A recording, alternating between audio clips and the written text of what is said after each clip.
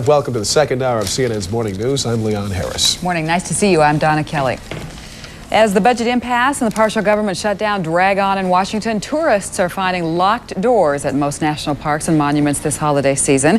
However, part of one national landmark closed by the budget stalemate is reopening its doors to the public today. The Smithsonian Institution says that it can operate the Museum of American History for 1 week without additional federal money. All other Smithsonian museums, the National Zoo, and other federal attractions remain closed.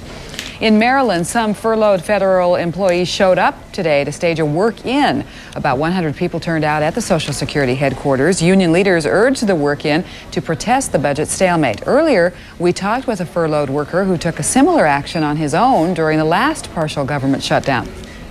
It's just a thing that's gotten loose in our society of people, wanting to knock government employees. And sure, there's things that are fun to joke about and things, but it seemed to be carrying too far to lead a sick, twisted mind to act out on that hostility. So I felt that by my effort to stay at work, I could demonstrate my commitment as a federal employee to serve the American people. I'm a public servant. Well, Fink is currently on furlough once again, along with more than 250,000 other federal employees. And of course, this is all about the battle over the budget. There's been a lot of talk about the benefits of balancing the federal budget. CNN's Brooks Jackson now looks at some of the claims and some economists who disagree. We believe the American people want a balanced budget. America must balance its budget. We believe our children deserve it. More important to our children, we are committed. Wait a minute. They agree. And balance the budget. We want a balanced budget. They've shut the government twice over their disagreements, but the country's leaders now concur that the federal budget should be balanced, and balanced no later than 7 years from now.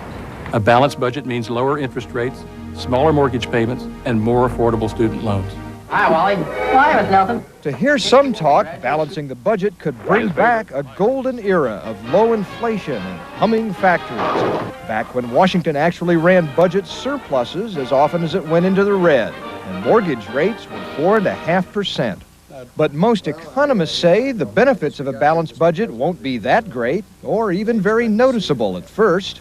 Well, it's going to be very slow. I mean, it's as if you asked, what change will it make if I save $1,000 this year?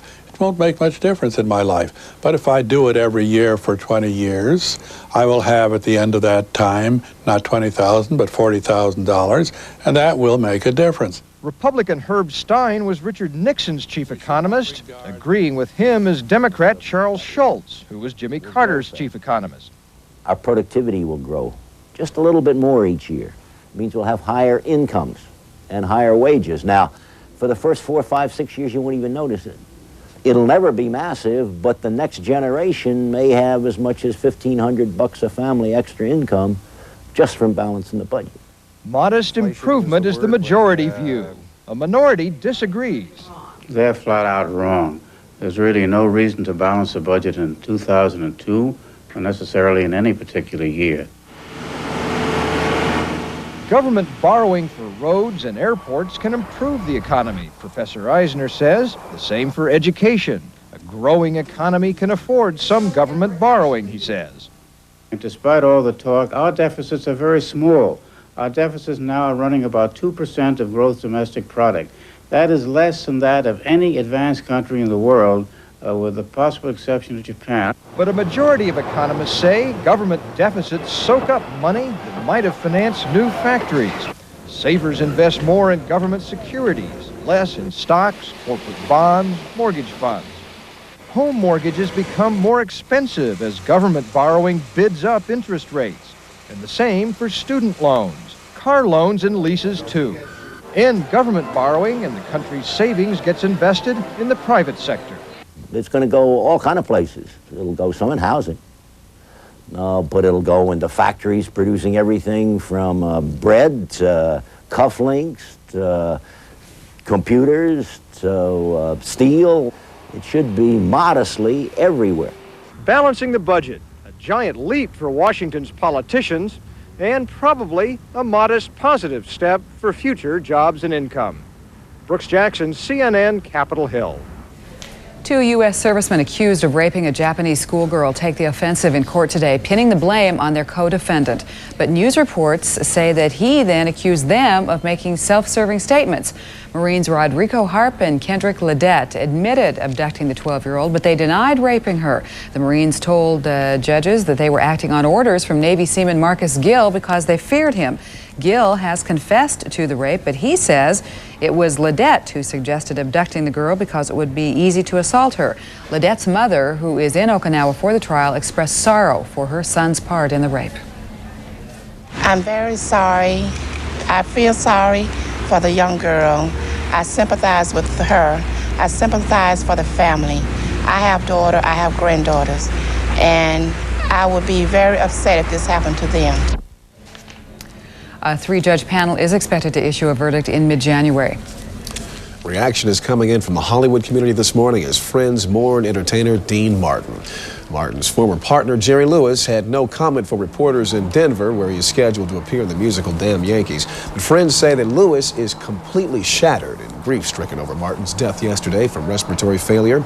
Now, on the other end of the spectrum, comedian Milton Berle says that Dean Martin welcomed death. Berle said, quoting here, "I just saw him 2 weeks ago. I said, 'Hello, baby,' and kissed him on the cheek. He said, 'So long, pal.' I don't know what he meant. I think he had a death wish." Berle and other friends say that Martin never recovered from his son Dino's 1987 death in a plane crash. Dean Martin was 78, and private funeral service is scheduled.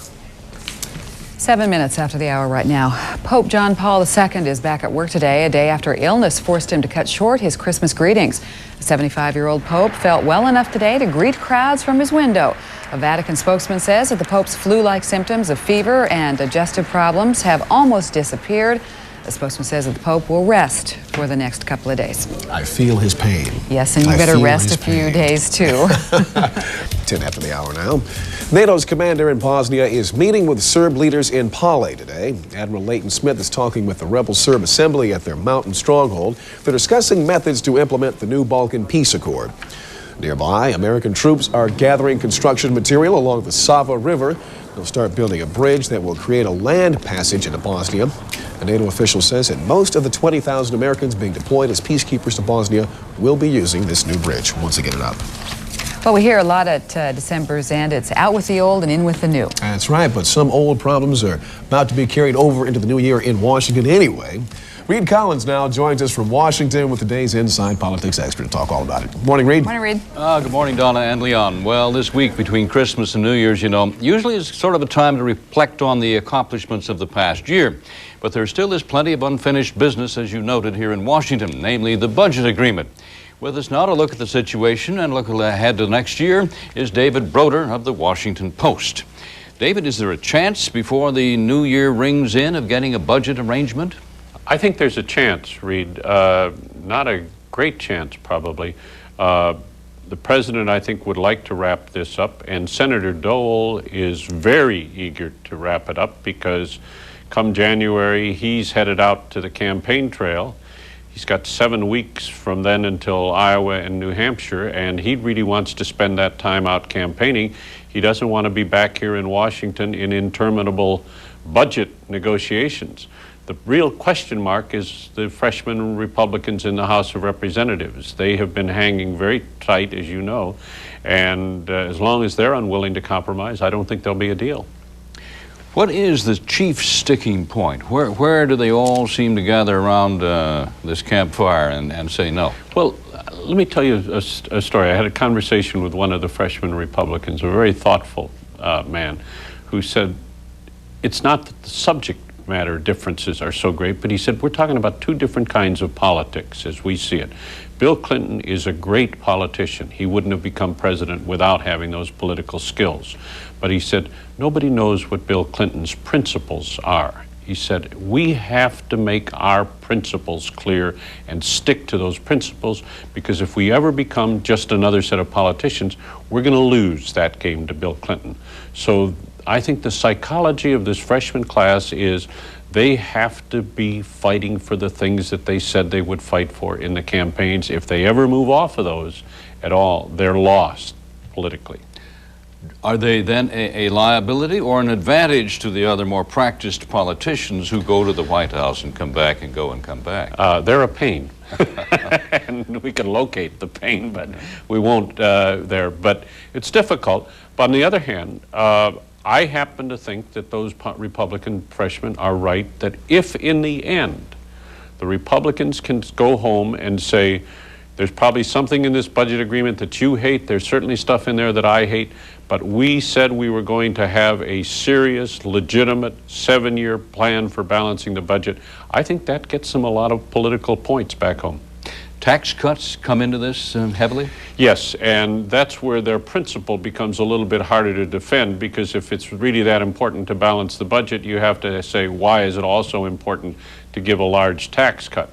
But the president's offered some tax cuts. I think in the end that we're going to see a real shrinkage in the size of that tax cut. Is there any fear among these freshmen that maybe they have outdistanced their constituencies here? May go back and discover that isn't exactly why you were sent? Or is it why they were sent? I keep looking for that, but every time you talk to them, they say that what the message that they're hearing back home is stick to your principles, stick to your guns, don't become like those Washington politicians. Now, this may be selective hearing on their part, but certainly there's no sign up to this moment that they feel that they are being undercut by their constituents back home. All right, what sort of a Boxing Day agenda do we have here for discussion? Is there a series? Is there an agenda really to Well, hash what's this happening out? now, and will be happening the next 3 or 4 days, is some behind closed doors, quiet, no publicity conversations between Leon Panetta, operating for the administration, Dick Armey and John Kasich and Pete Domenici for the Republicans in the House and the Senate. And I think they will probably be able to close some ground. Certainly, Mr. Armey, the House Majority Leader, was sounding optimistic at the end of last week about the tone of the discussions. It may be that by the time we meet again here in this studio, that they will really have closed some ground. But in the end, it's going to be a political deal that has to be made, not simply a set of numbers. And that's where the politics comes in. That's where these freshman Republicans can once again impose their veto if they choose to do it. Will there be a news blackout? They've tried that. There is a news blackout, and I think that's a sign that the things are serious. And it won't be cracked? Not until it's in one side's interest or the other's to crack it. All right, David Broder, we shall see. The next time we get together, maybe there will be more substance to talk about agreement on Capitol Hill. Let's hope. Thank you. There is some news. Louisiana's Congressman Billy Tauzin may be running for the Senate. He may also be in line to be the next chairman of the House Commerce Subcommittee on Telecommunication. That could lead to the Commerce chairmanship itself, maybe. Tauzin, who's a Democrat turned Republican, is expected to announce a decision on the Senate race a few hours from now. If he doesn't run, then the fellow Democratic switching Congressman Jimmy Haynes says he'll run for that Senate seat, the one that's being vacated by the retiring Democrat Bennett Johnston. A little later today, we'll resume our series with the Republican presidential candidates as Pat Buchanan will tell us why he wants to be president. That's on Inside Politics, 4 p.m. Eastern, 1 p.m. Pacific. I'm Reed Collins in Washington. Let's get back to Donna Kelly and Leon Harris now at CNN Center in Atlanta. A lackluster season for the nation's retailers could prove to be a boon today for you shoppers out there. A lot of stores and malls opened up early today to give bargain hunters another chance to buy during the after-Christmas sales. Some retailers are slashing their prices this year by half or more, and those deals follow price cuts earlier this month. Now, one analyst suggested retailers will now have to rethink their selling strategies in light of this year's sales performance. What it really means is that the retailers now have to start looking at what are the markets that they could really compete in, what are the markets that they're going to be able to maintain a reasonable price. They need to learn how to make profit all year long rather than just at Christmas. Christmas season is not going to be enough to carry them through. The nation's big retailers are expected to announce their December sales figures early next year. Now, consumers didn't rack up as many holiday bills as retailers would have liked. Some of them are blaming that on high credit card debt. Other analysts say that worries of a debt crisis are exaggerated. They claim while credit card use is up, delinquency rates are only up slightly. Experts say that cards are being used more thanks to incentives offered by card companies. Well, people shopping for prescription eyeglasses may see prices coming down. A Florida optician has developed a way to make glasses for less. CNN's Alan Dodds-Frank has our report. We all know about building better mousetraps, but if you build quality prescription eyeglasses that sell for about $20 a pair, will the world beat a path to your door? Robert Morrison thinks so. The Sarasota, Florida optician says he's developed a revolutionary way to make glasses. We have a kit with 152 lenses. Since they can be placed in the frame 180 different ways, it makes 26,000 different prescriptions. So let's say your axis of your astigmatism is axis 100. We move this little notch till it says 100 on the back. We snap it in, and we just made a correction for the right side. Now we do the same for the left. Usually it takes us less than a minute to make a pair of glasses. Glasses normally cost an average of $135 a pair, but Morrison's most expensive style, bifocals, cost only $49. His company, Morrison International, sells them by mail order and at a Tampa, Florida mall. Popular Science magazine rated the glasses one of the best inventions of the year, but the round frames don't make much of a fashion statement. Limitations on the available lens styles as well as frame design for low-cost eyewear, such as those being provided through Dr. Morrison's company, may end up being less likely to be perhaps acceptable, and the limitations of those prescriptions might not be acceptable to all individuals. Still, Morrison, who patented the first soft contact lenses, says his invention gives people who can't afford glasses an option. In fact, the multimillionaire has outfitted 2 labs on wheels, where needy people can get their eyes examined and buy glasses for cost, between $10 and $20 a pair. Alan Dodds-Frank, CNN Business News, New York. Our top stories. In Japan, a Navy seaman accused of raping a 12-year-old girl is pointing the finger back at his co-defendants. Marcus Gill began testifying today. He says Marine privates Rodrigo Harp and Kendrick Ledette omitted details to make him look bad. Both Harp and Ledette testified that they were afraid of Gill, saying that he had bullied them into taking part in the September attack on the Okinawa schoolgirl.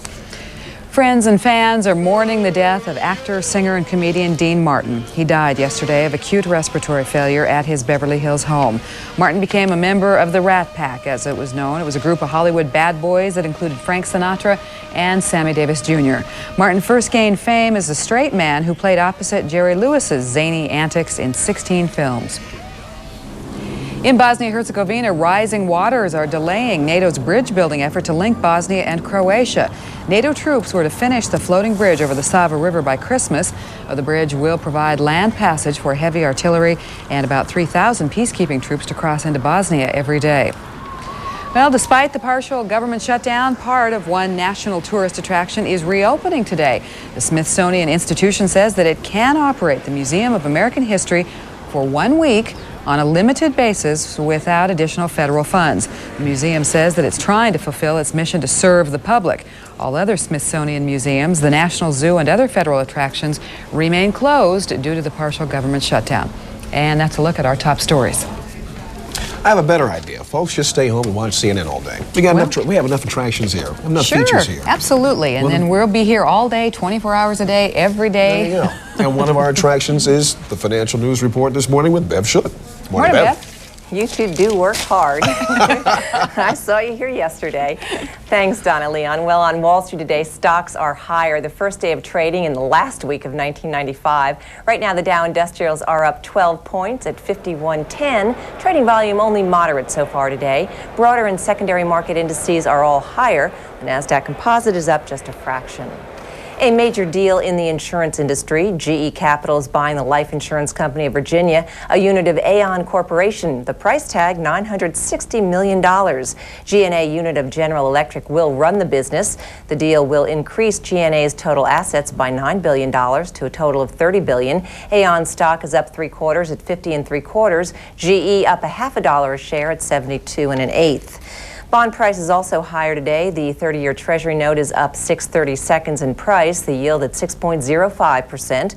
There is no official economic report out today due to the partial federal government shutdown as the budget battle remains unresolved.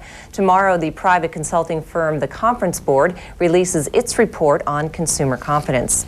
And soon you may want to steer clear of canceling rental car reservations on short notice because it could cost you some hard-earned cash. The Wall Street Journal reports that for the first time, the rental car industry may start charging cancellation fees. The paper says customers could get hit with up to a 2-day charge if they don't cancel their car reservations in advance. The Journal says rental companies are working with credit card firms to launch the plan next year. You have been warned.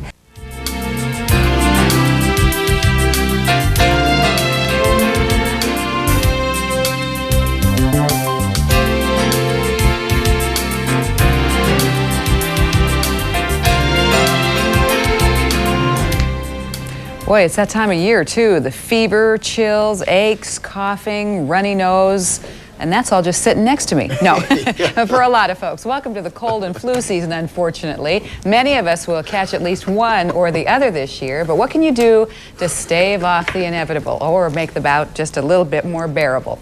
Leon's going to pay attention. Hope you will, too. Joining us this morning with tips is award-winning New York Times health reporter Jane Brody. Ms. Brody is the author of several books.